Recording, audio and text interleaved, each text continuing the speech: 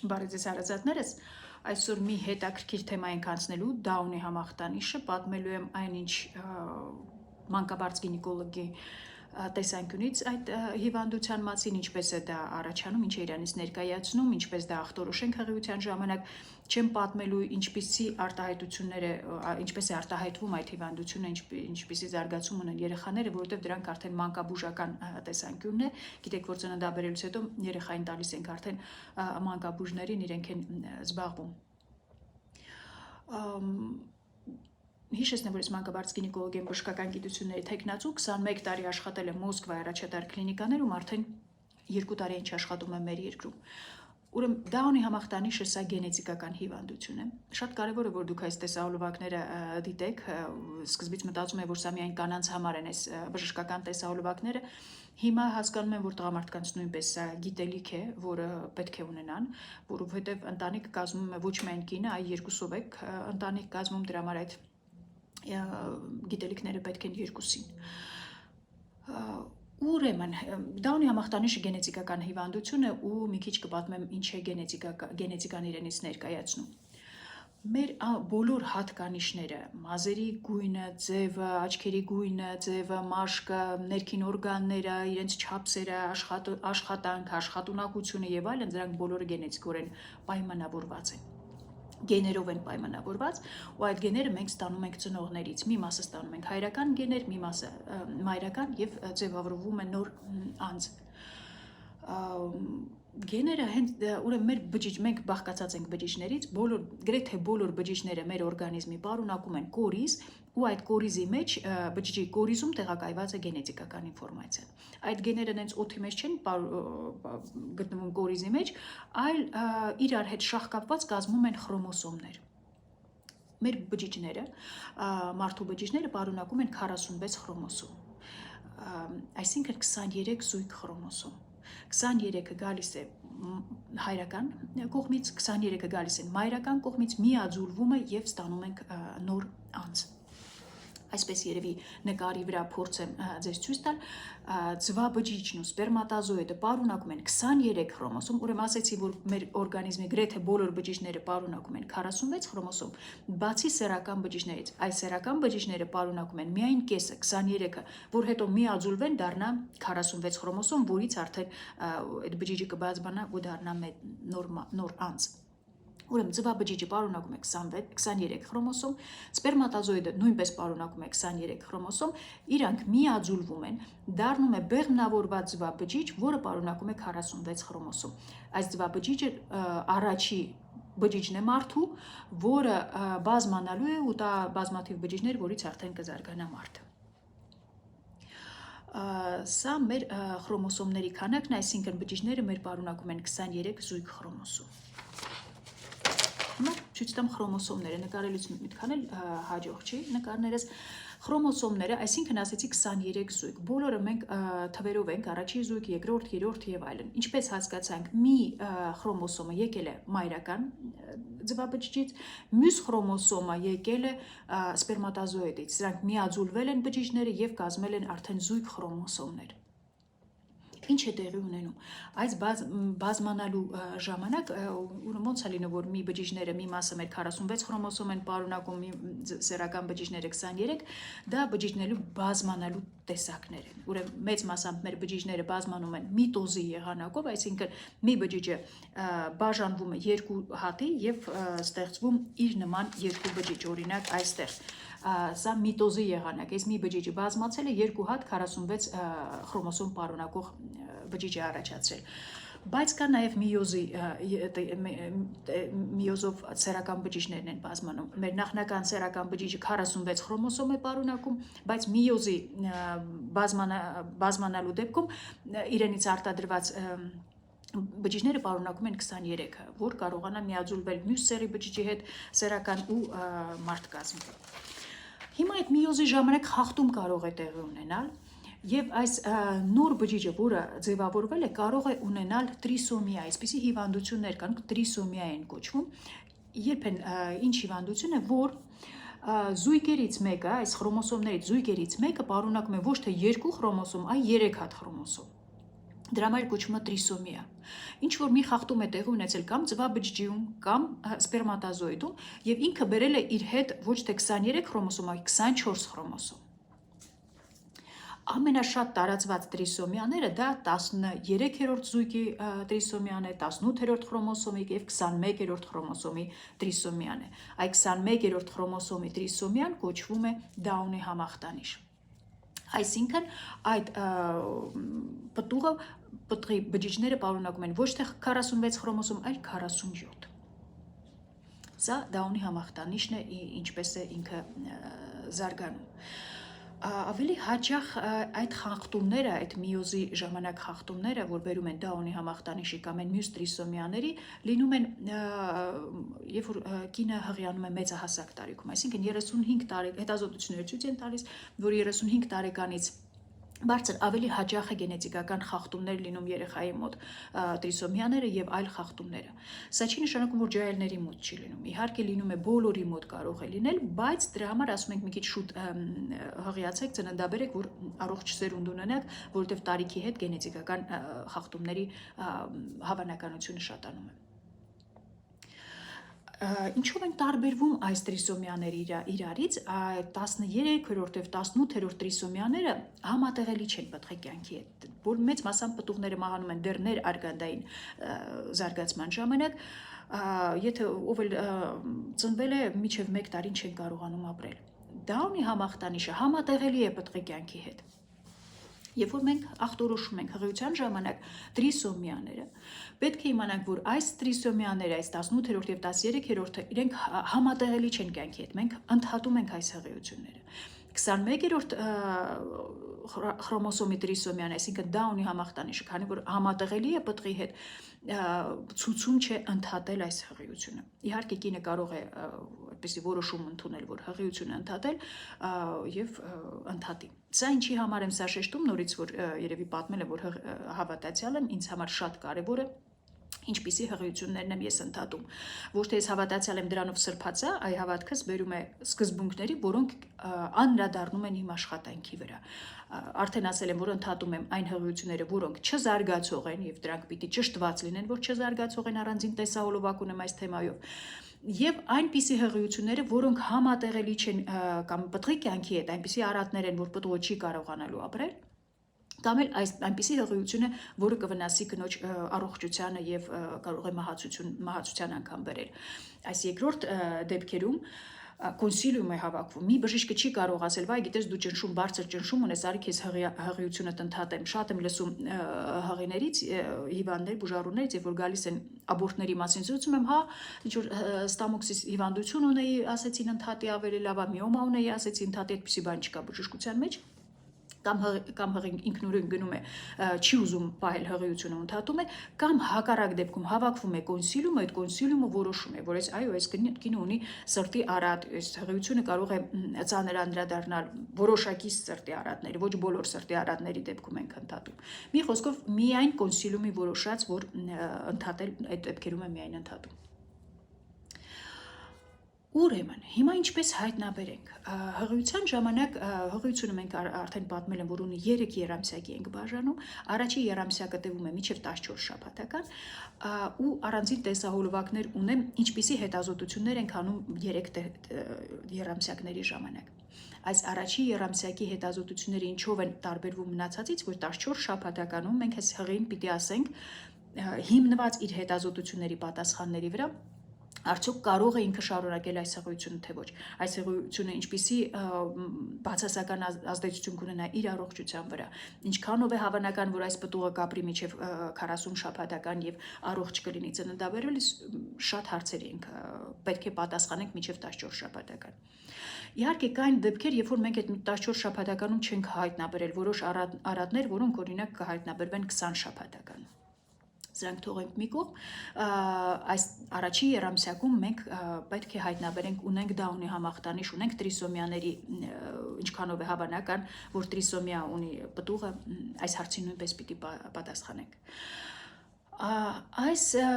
հարցին պատասխանելու համար մենք ունենք սկրինինգներ։ Առաջի երամսյակի սկրինինգը հենց այս հարցի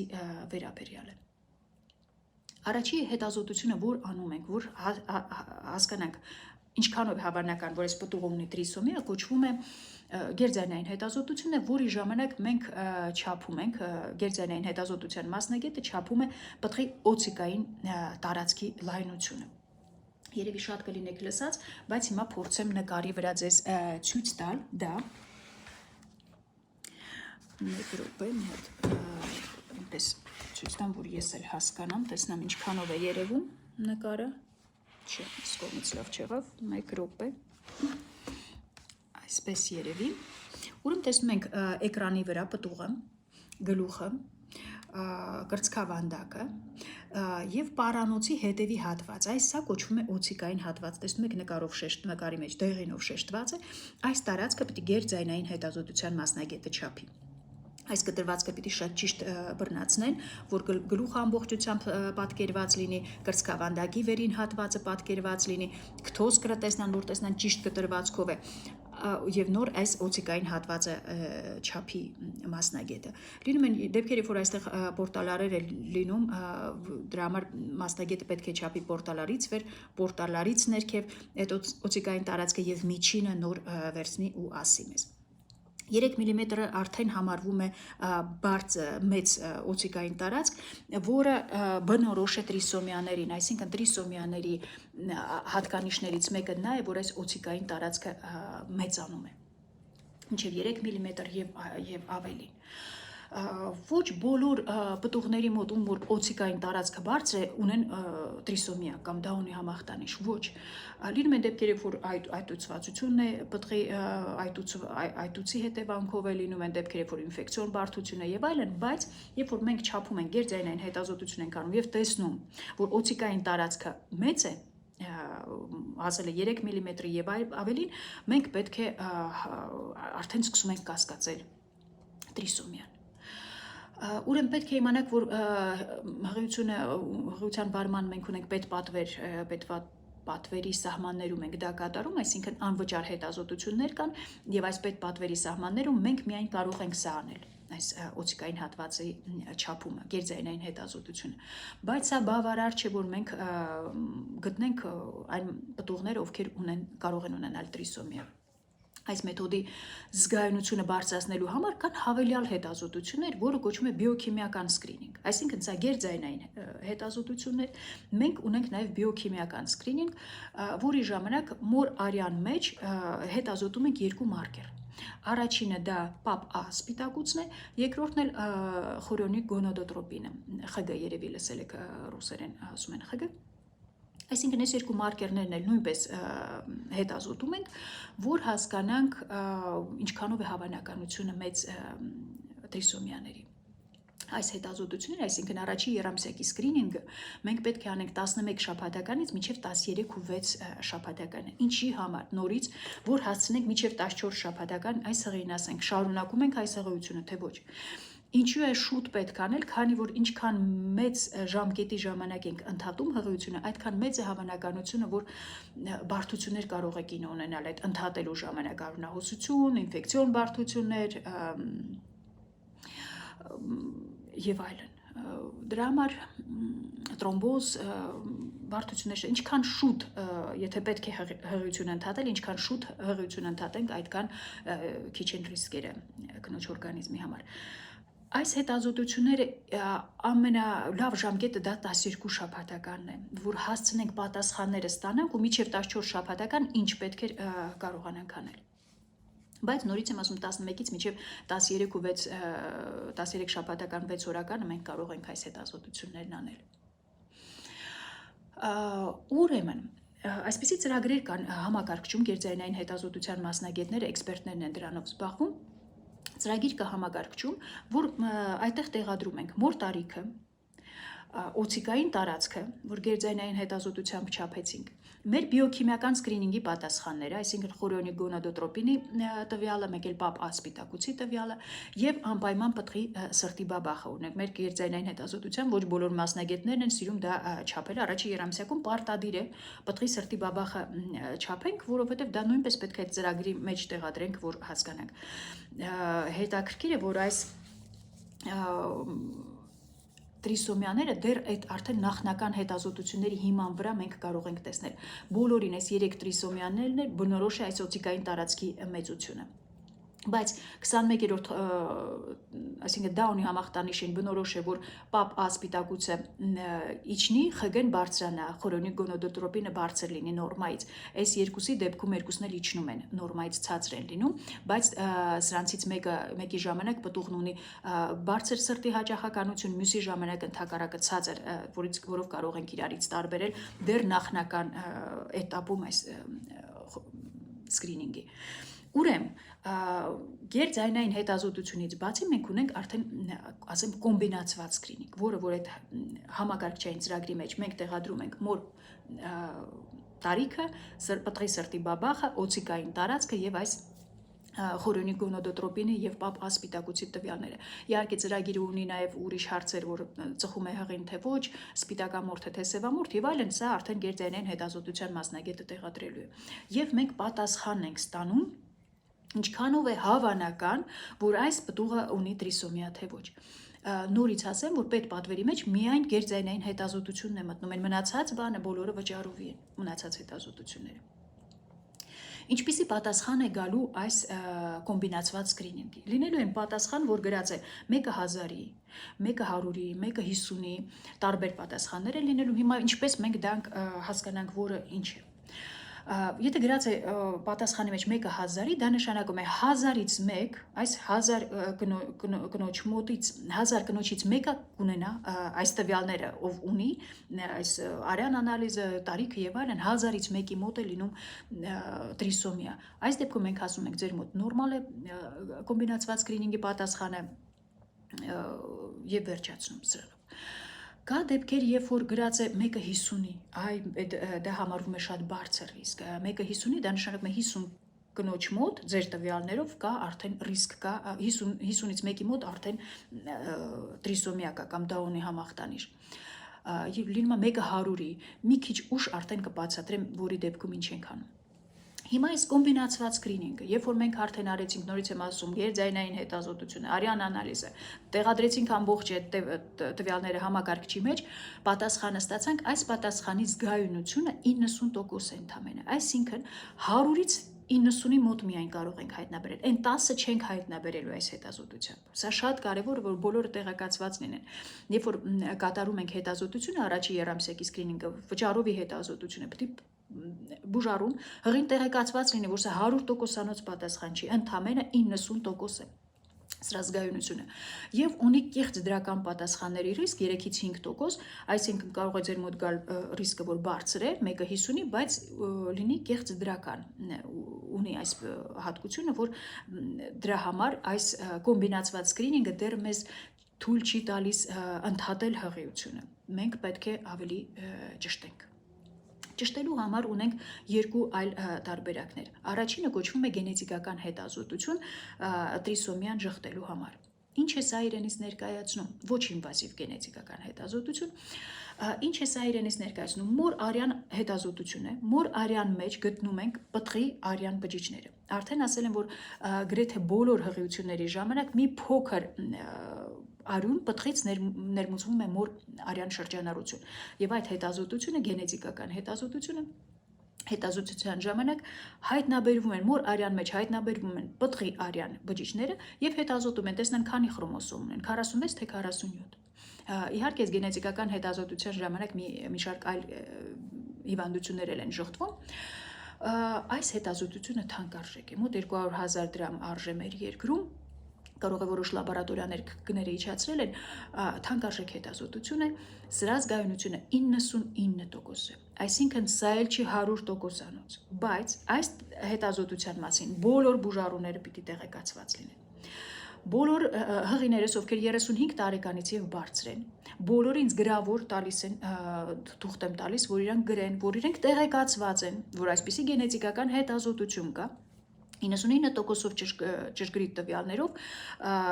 հավանականությունը տրիսոմիաների ժխտելու համար։ Իրանք գրում են կամ համաձայն են, կամ գրում են, որ տեղեկացված են, Բժիշկ Աղաջանյան Հայկույն մեզ տեղեկացրել է, որ այսպիսի հետազոտություն կա, հրաժարվում եմ կամ համաձայն եմ։ բայց սա ոչ միայն 35 տարեկանից բարձրերին է վերաբերում, այլ բոլոր հղիները պիտի տեղեկացված լինեն, որ այսպիսի հետազոտություն կա, այսպիսի լավ տվյալներ ունեցող 99%-անոց զգայունություն ունեցող, որովհետև դա ունի համախտանիշը լինում է ջահելների մոտ նույնպես, լինում են դեպքեր, որ կինը բոլոր հետազոտությունները անցել է, բոլորը նորմալ են եղել եւ այդ օծիկային տարածքն է նորմալ եղել, արյան սկրինինգը, բիոքիմիական սկրինինգը նորմալ է եղել, համակարգիչը նորմալ պատասխան է տվել, բայց երեխան ծնվում է Դաունի համախտանիշով, քանի որ նորից եմ կրկնում, կոմբինացված սկրինինգը ընդամենը 90% զգայունություն ունի։ Սա չի նշանակում, որ բոլոր հղիները պիտի գնան ինքնուրույն այդ անալիզները հանձեն, ոչ, միայն տեղեկացված լինեն արդեն բժշկի ուղղորդմամբ, ում պետք է կուղարկեն, որ այդ հետազոտությունը անցնի։ Հիմա, այսինքն արդեն ասենք, թե կինը արեց գենետիկական հետազոտություն 99%-անոց է, ու եկավ պատասխանը, որ տրիսոմիայի ռիսկը մեծ է, տրիսոմիա ունի պտուղը։ Քանի որ սա ընդամենը 99% զգայունություն ունի, մենք պետք է հավելյալ հետազոտություն անենք, որ ճիշտ ընդհատենք, պետք է կաց, եթե ընդհատելու ենք հղիությունը, ճիշտ ընդհատենք, առողջ պտուղը չսպանենք։ Ամենաճիշտ հետազոտությունը դա արդեն բիոպսիան է։ Բիոպսիան, որը պետք է կատարվում է կամ խորիոնի բիոպսիա կամ ամնիոցենտեզ։ Հիմա ինչ է, մեր երկրում ցավոք սրտի չունենք խորիոնի բիոպսիա, եթե կա որևէ տեղ շատ խնդրում եմ կոմենտներում գրեք, այս հետազոտությունները, որոնք պատմեցի, անում են միայն այն դեպքում, երբ որ կլինիկան կամ երկիրը ունի խորիոնի բիոպսիայի հնարավորություն։ Մեր երկրում չգիտես ինչումն է խնդիրը, որ մենք 2025 թվականին դեռ չունենք խորիոնի բիոպսիա։ Ինչ է իրենից ներկայացնում դա։ Հիշում ենք, որ պտուղը սնվում է ընկերքով։ Ընկերքը դա մի օրգան է, որը կպնում է արգանդին, արգանդից ստանում թթվածին, տարբեր նյութեր եւ պորտալարով տարում պտղին։ Այս ընկերքը ստեղծվում է պտղի այս բջիջից, որ այն մի բջիջը, որ ստեղծվել էր 46 խրոմոսոմով, որ բաժանվելու է, դա տալու է պտուղ, պորտալար, ընկերք, սա բոլորը պտղի բջիջներից են առաջացած։ Դրա համար գերձայնային հետազոտության հսկողության տակ ասեղը մտցնում են արգանդի խորոջ, հասնում խորիոնին, այս ընկերքը առաջի երամսյակում կոչվում է խորիոն, դրա համար է կոչվում խորիոնի բիոպսիա։ Ուրեմն մտնում են ասեղով խորիոն զգուշությամբ, որ պտղին չվնասեն, պորտալարին չկպնեն, խորիոնի մի հատված, ամենամոտիկ հատվածը ասեղին, բիոպսիային անում ու հետազոտում տեսնեն քանի խրոմոսոմ ունի այս բջիջը։ Եթե ցույց է տալիս, որ 47, սա արդեն տրիսոմիա է, մենք պետք է արդեն գենետիկական հետազոտությունը կասիկ, 21-րդ խրոմոսոմն է, 18-րդ եւ 13-րդ։ Այս բոլոր հետազոտությունները, նորից եմ կրկնում, պետք է կատարվեն 14 մինչև 14 շաբաթական, որ պատասխանը ունենանք եւ եթե ընդհատելու այս հղիությունը, ընդհատենք մինչև 14 շաբաթական։ Բայց մեր երկրում միայն ունենք ամնիոցենտեզ, որը կատարվում է 16 շաբաթականում միայն։ Ինչ է ամնիոցենտեզը իրենից ներկայացնում, նորից ասեղով գերձայնային հետազոտության հսկողության տակ ասեղը մտցվում է պտղապարկ, զգուշությամբ, գերձայնային հետազոտության մասնագետը տեսնում է, որ պտղի մասերը այդպես այդտեղ չկան, պորտալար չկա, մտնում է ասեղով պտղապարկ եւ պտղապարկից ջրեր վերցնում, մի քիչ ջրեր, որ հետազոտեն այդտեղ այդ պտղապարկում բջիջները հետազոտեն, որովհետեւ պտղի բջիջներն են, տեսնեն քանի խրոմոսոմ ունի։ Նոր արդեն ամնիոցենտեզը եթե տալիս է, որ տրիսոմիայի 18, 13-րդ արդեն կարող ենք ընդհատել այս հղիությունը։ Կարծում եմ այսքանը։ Ուրեմն նորից երևի վերադառնամ այդ կոմբինացված սկրինինգի պատասխաններին, եթե ձեզ տալիս է կոմբինացված սկրինինգ եք արել, մեկը 1000-ի է տվել, սա համարվում է նորմալ պատասխան։ Եթե 35 տարեկան է հղին եւ բարձր, ես նորից ասեմ, որ բոլորին խորհուրդ եմ տալիս գենետիկական հետազոտություն անել, ոչ ինվազիվ, որ մոր արյան շրջանառությունից ենք վերցնում պտղի բջիջները, բայց մնացածը բոլորը պիտի տեղեկացված լինեն։ Նոր արդեն ըստ տվյալների, եթե մեկը 50-ի է տվել պատասխանը, կոմբինացված սկրինինգը եթե տվել է մեկը 50-ի հավանականությունը, մենք էլ գենետիկական հետազոտություն ոչ ինվազիվ չենք անում, արդեն ուղարկում ենք բիոպսիայի, եթե կա խորիոնի բիոպսիա կամ ամնիոցենտեզ։ Մեկը 100-ի արդեն ձեր բժիշկը ռիսկերը հաշվարկելով ձեզ կասի որն է ավելի լավ որ հետազոտությունը դուք անեք։ Այսքան այսօր մեծ հույսերով կհանդիպենք նորից բարի օր բոլորիդ։